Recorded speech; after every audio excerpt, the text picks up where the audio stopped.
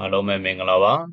ကျွန်တော်ရဲ့ BC Computer Online Training ရမိကျေးဇူးပါတယ်ကျွန်တော်ဒီတခါမျှဝေပေးသွားမယ့်အကြောင်းအရာကြတော့ကျွန်တော်တို့ Microsoft Office Excel မှာဆိုရင်နံပါတ်စင်တွေတက်တာမျိုးပေါ့နော်ဥပမာနံပါတ်စင်တက်တယ်ဆိုတဲ့နေရာမှာကျွန်တော်ကရှေ့ကပြီးတော့စာသားတစ်ခုကိုခံပြီးတော့မှနောက်ကပြီးကျွန်တော်တို့ကနံပါတ်1 2 3စသဖြင့်အဲ့လိုတက်တယ်ပေါ့နော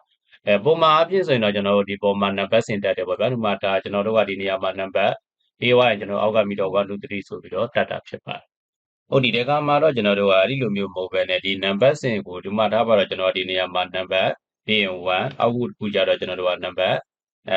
်ကိုကျွန်တော် sorry နော်ဒီနေရာမှာနံပါတ်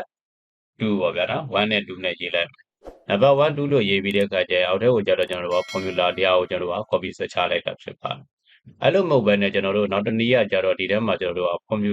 formula ထည့်ပြီးတော့သုံးပါပေါ့ဗျာနော်ဒီဘက်ကပေါ်တဲ့စာမျိုးကိုကျွန်တော်တို့ကအများကြီးဒီထဲမှာအခုလောလောဆယ်တော့ကျွန်တော်ကဒီမှာ mouse နဲ့ဖိဆွဲလိုက်တဲ့အခါကျလို့ချင်းဒါကိုဆွဲသလောက်ပေါ့အနည်းဆုံးကျွန်တော်တို့ကလောလောဆယ်18ခုဒီပဲဆွဲထားတယ်ဒီတက်ကျွန်တော်တို့က90 100 200စသဖြင့်ဆွဲမယ်ဆိုတာကျွန်တော်တို့အောက်ထဲကိုအများကြီးဆွဲချသွားအောင်မှာဖြစ်ပါတယ်အဲ့လိုမဟုတ်ပဲねကျွန်တော်တို့က formula ကိုသုံးမယ်ဆိုတော့ကျွန်တော်တို့က100ပဲဖြစ်ဖြစ်1000ပဲဖြစ်ဖြစ်ပေါ့နော်ကိုလိုချင်တဲ့အရေးအတွက်ကိုရိုက်ထည့်လိုက်တာတဲ့တခါတည်းအများကြီးတပြိုင်နက်တည်းမှာအချိန်တိုအတွင်းမှာရောက်သွားတဲ့နည်းကိုမျှဝေပြမှာဖြစ်ပါတယ်ဟုတ်ပြီအဲ့တော့ကျွန်တော်တို့ formula ရေးမယ်ဆိုညီမချင်းရေးပါညီမချင်းရေးပြီးတဲ့အခါကျရင်ဒီနေရာမှာကျွန်တော်တို့ double condition ကိုအရင်ဆုံးဖွင့်ပြရမှာဖြစ်ပါတယ်ဟုတ်ပြီအဲ့လို double condition ဖွင့်ပြီးတဲ့အခါကျရင်ဒီနေရာမှာကျွန်တော်တို့ကရှေ့က number ကိုကြတော့ကျွန်တော်တို့က no လို့ရေးမယ်ပေါ့နော်ကိုရေးခြင်းတဲ့ဟာကိုပေါ်သေးခြင်းတဲ့စာသားကိုဒီနေရာမှာထည့်လို့ရမှာဖြစ်ပါတယ်ပြီးပြီဆိုရင်ကျွန်တော်ဒီနေရာမှာအခုဒီဘက်ကလိုမျိုးကျွန်တော်တို့ကအဆက်ကလေးထက်မှာဖြစ်တဲ့အတွက်ကြောင့်မလို့ဟလာ full stop dash ကိုရိုက်ထည့်လိုက်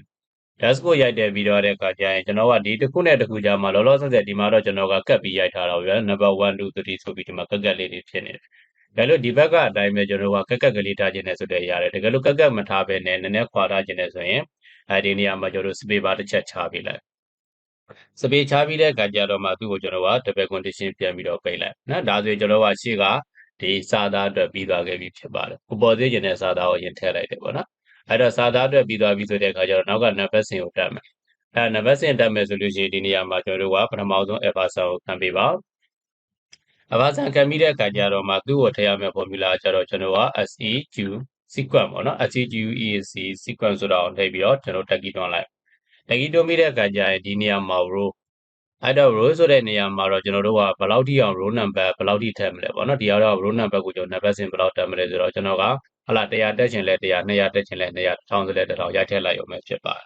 ဟုတ်ပြီအဲ့တော့ကျွန်တော်ဒီနေရာမှာ row number 100ထိအောင်ကျွန်တော်တို့ထည့်မယ်ဆို100လို့ရိုက်မယ်ပြီးပြီဆိုကျွန်တော်တို့ဝင်ပိတ်ပြီးတော့ enter ခေါက်ချလိုက်နော်ဒါဆိုရင်တော့ကျွန်တော်ဒီနေရာမှာ1ပြီးတော့1 2 3ကစင်တိုင်းတက်သွားလိုက်တာဆိုရင်အောက်ဆုံးကျွန်တော်ဒီမှာ100ထိရောက်သွားမှာဖြစ်ပါတယ်အဲ့လိုမျိုးမဟုတ်ဘဲနဲ့ကျွန်တော်တို့ပုံမှန်အတိုင်းတရိုးတက်စင်တိုင်းမှာနော်ဒီ GMB ကျွန်တော်တို့ကစာသားတွေမပါဘဲနဲ့တက်မယ်ဆိုလည်းပုံမှန်တိုင်းတက်လို့ရတယ်နော်အဲ့တော့ပုံမှန်တိုင်းတက်ခြင်းလေဆိုကျွန်တော်ဒီနေရာမှာညီမကြီးရေးမယ်ပြီးတဲ့အခါကျတော့ကျွန်တော်တို့က SEQ ပေါ့နော် sequence ဆိုတာရေးပြီးတက်ကြည့်တွန်းလိုက်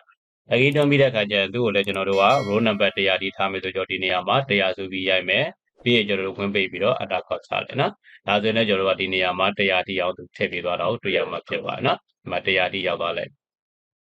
အဲ့တော့ဒီပေါ်မှာတော့ဒီမှာဒီလိုတန်း1 2 3ထားတယ်ဆိုရင်တော့ဒီပေါ်မှာကျွန်တော်တို့ကနံပါတ်ဆိုတာ no ဆိုလို့ပြီးတက်ပြီးပေါ့ဗျာနော်ဒါမှမဟုတ်နံပါတ်ဆိုလဲနံပါတ်ကိုပေါ့ချက်တာခေါင်းစဉ်ရေးပေးပ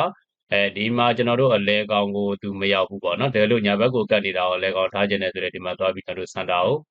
ရွေးချယ်ပေးလို့ရတယ်နော်ကိုထားခြင်းနဲ့အနေထားကိုဒီမှာသွားပြီးရွေးချယ်ပေးမယ်ဆိုအလဲကိုရောက်တော့မှာဖြစ်ပါတယ်โอเคအားလုံးအားလုံးပဲအဆင်ပြေကြလိမ့်မယ်လို့ထင်ပါတယ်ကျွန်တော်ရဲ့ဗီဒီယိုလေးကိုဆုံးဖြတ်ကြည့်ပေးတဲ့အတွက်အထူးပဲကျေးဇူးတင်ရှိပါတော့များ